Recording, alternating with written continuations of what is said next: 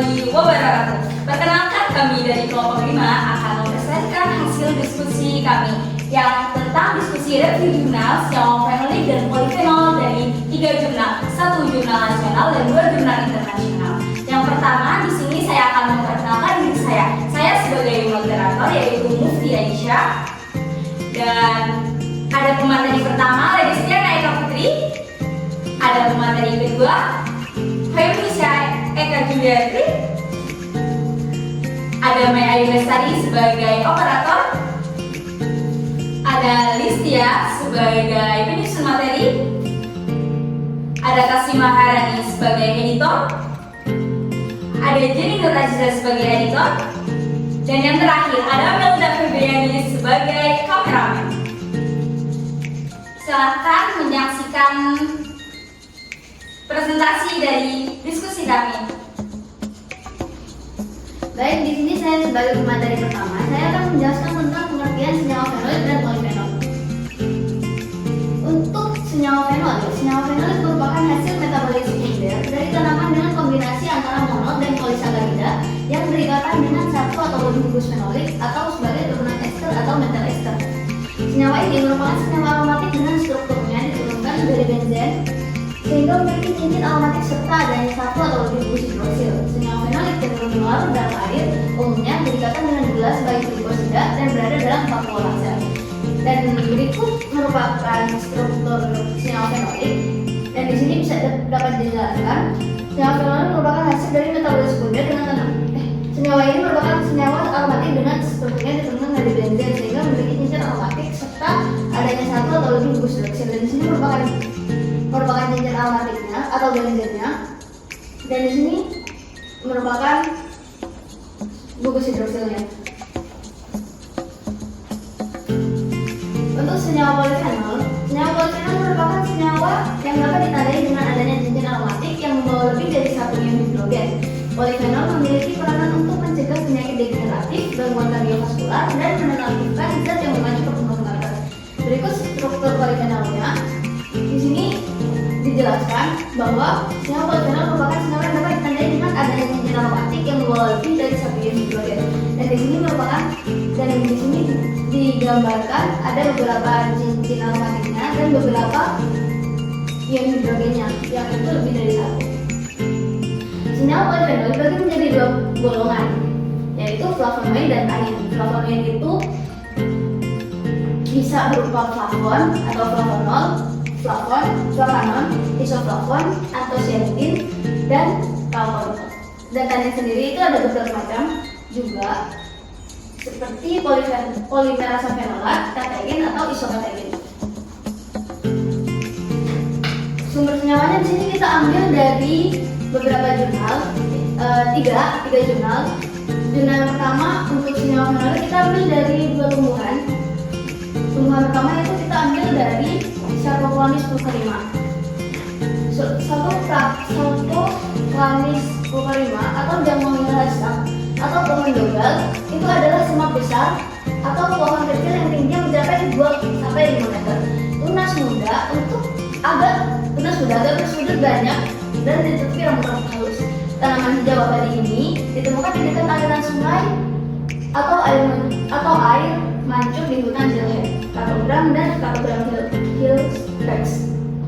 Tanaman ini juga ditemukan di wilayah pesisir selatan dan metropol. Selain di dalam negeri, tanaman ini dapat ditemukan di berbagai negara Asia Selatan.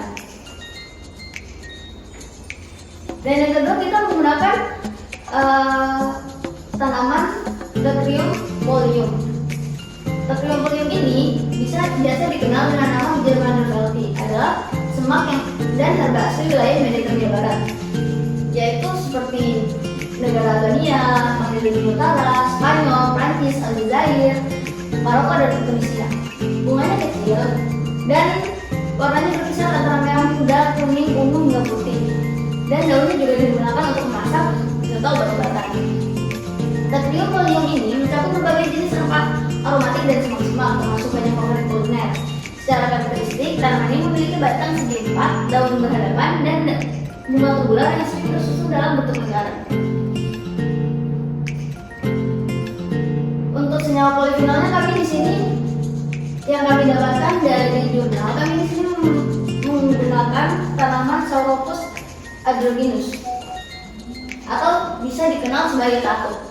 Katuk adalah salah satu spesies tumbuhan perdu atau pohon dari famili Phyllantheraceae. Spesies ini memiliki kebiasaan tumbuh menjalar. Tumbuhan ini berasal dari bioma tropis basah. Tanaman ini banyak terdapat di Asia Tenggara, termasuk dalam genus Sauropus, dalam suku Phyllantheraceae. Tumbuhan ini dalam beberapa bahasa dikenali sebagai kayu manis, manicai, terus jepur manis, dan daun. Daun katuk merupakan sayuran minor yang dikenal memiliki hasil memperlancar aliran air susu. Baik, saya pemateri kedua. Di sini saya akan menjelaskan identifikasi senyawa dari jurnal yang telah kita analisis. Baik, untuk identifikasi kandungan fenolik Sarcolamys pulcherrima, kami ambil dari jurnal kualitatif Phytochemical Analysis dan Estimation of Sarcolamys pulcherrima.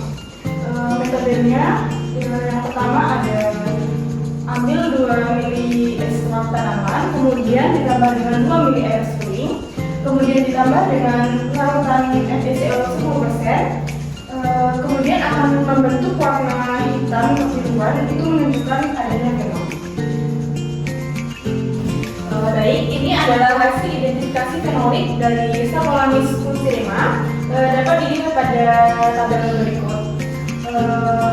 Pada pelarut metanol ekstrak dan etanol ekstrak menunjukkan dia positif mengandung fenol, sedangkan pada minyak petroleum ekstrak dan ekstrak encer itu menunjukkan negatif kandungan fenol. Untuk yang kedua ada identifikasi kandungan fenolik dari Theophylum folium. Kita ambil dari jurnal Antioxidant Activity Total Phenolic Content and Flavonoid Concentration of Theophylum folium. Metode yang pertama, campur 0,5 mili ekstrak dengan 2,5 mili volume silsulfur 10% dan 2,5 mili NaHCO3 sebanyak 7,5%. Diinkubasi selama 15 menit pada suhu 45 derajat Celcius. Kemudian diukur absorbasinya pada panjang gelombang 765 nanometer. Kemudian dihitung kandungan fenolik menggunakan kurva standar asam garam. Baik, yang ini adalah hasil identifikasi fenolik dari Theophylum folium. Yang pertama ada jenis ekstrak dari seluruh daun. Itu dari pelarut air menghasilkan 56,40 kurang lebih 1,53. Dari pelarut metanol itu ada 59,37 kurang lebih 0,76. Kemudian ada pelarut dari aseton itu 63,30 kurang lebih 1,33. Dan untuk etil asetat itu 622,96 kurang lebih 3,63. Dan untuk eter minyak bumi adalah lebih dari 1000. Kemudian untuk jenis ekstrak tanaman, untuk pelarut air dia ada 80,87 kurang lebih 1,32. Untuk pelarut metanol ada 26,30 kurang lebih 0,92. Untuk aseton ada 119,73 kurang lebih 2,15. Untuk etil asetat ada 364,23 kurang lebih 2,58. Untuk petroleum ether ada lebih dari 1000. Untuk jenis ekstrak bunga pada pelarut air ada 199,24 kurang lebih 1,91. Untuk pelarut metanol ada 41,23 kurang lebih 1,12. Untuk aseton ada 351,50 kurang lebih 2,38. Untuk pelarut etil asetat ada lebih dari 1000 dan untuk petroleum ether ada lebih dari 1000. Untuk bagian batang dari pelarut air itu ada 59,12 kurang lebih 1,26. Untuk untuk metanol ada 59,28 lebih dari 1,01. Untuk klorat aseton ada 138,64 lebih dari 201. Dan untuk etil asetat ada 475,58 kurang lebih 2,96. Dan untuk petroleum ethernya ada 2190,75 kurang lebih 3,95.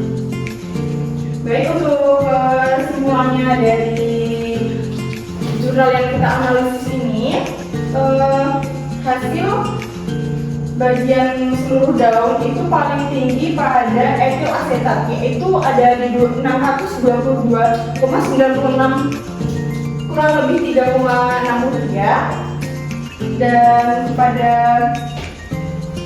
tanaman itu ada di aseton, yaitu 119,73 kurang lebih 2,15. Dan untuk bagian bunga juga paling tinggi ada di aseton, yaitu 351,50 kurang lebih 2,38. Dan pada bagian batang paling tinggi ada di bagian petroleum ether, yaitu 2190,75 kurang lebih 3,95. Jadi dapat disimpulkan bahwa kandungan fenolik pada tanaman Trilopyrium itu paling tinggi ada di bagian batang, karena mengandung karena pada petroleum ether dia mengandung sebanyak 2190,75 kurang lebih 3,95. Baik, untuk identifikasi kandungan polifenol yang ketiga ada dari daun katuk atau Psalmopus androgynous. Kita ambil dari jurnal pertumbuhan kandungan polifenol tanaman katuk Psalmopus androgynous pada media tanam dengan pemberian asam fumat. Baik, ini adalah metode dari yang jurnal yang kita ambil. Yang pertama ada pembuatan larutan standar. Pertama, timbang asam galat sebanyak 8 mg, 16 mg, 32 mg, dan 64 mg. Kemudian dilakukan dengan beras 50 ml reagen folium thiosulfate, ditunggu selama 1 menit. Kedua, ditambahkan 750 ml Na2CO3 20%, diencerkan dengan aquades hingga 10 ml. Diinkubasi selama 1,5 jam pada suhu ruang. Kemudian diukur absorbensi pada kaca lubang 760 nanometer. Kemudian dibuat persamaan regresi. Yang kedua ada pengujian sampel. Larutkan 50 mg ekstrak dengan 250 ml reagen folium thiosulfate, ditunggu selama 1 menit. Kemudian ditambahkan 750 ml Na2CO3 20%, diantarkan dengan aquades hingga 10 mili. Kemudian diinkubasi selama 1,5 jam pada suhu ruang. Ukur absorbensi pada panjang gelombang 760 nanometer. Baik, dari hasil kesimpulan hasil identifikasi polifenol pada daun katuk, itu hasil analisis seragam kandungan polifenol menunjukkan bahwa pemberian asam fumat pada media tanaman memberikan pengaruh sangat nyata terhadap tanaman katuk. Berdasarkan hasil uji lanjut BMT menunjukkan bahwa pemberian asam fumat pada media tanam mampu meningkatkan kandungan polifenol bila dibandingkan dengan kontrol. Baik, sekian, terima kasih dari saya pemateri 2, kurang lebihnya mohon maaf. Selanjutnya saya serahkan kepada moderator. Mungkin cukup sekian dari presentasi dari pemateri 1 dan pemateri 2. Sekian dari kelompok kami, kurang lebihnya mohon maaf karena kami sebagai mahasiswa masih dalam tahap belajar dan manusia tempatnya salah dan kesempurnaan hanya dimiliki oleh Allah SWT. Bila Wabillahi taufiq wal hidayah. Wassalamualaikum warahmatullahi wabarakatuh. Waalaikumsalam warahmatullahi wabarakatuh.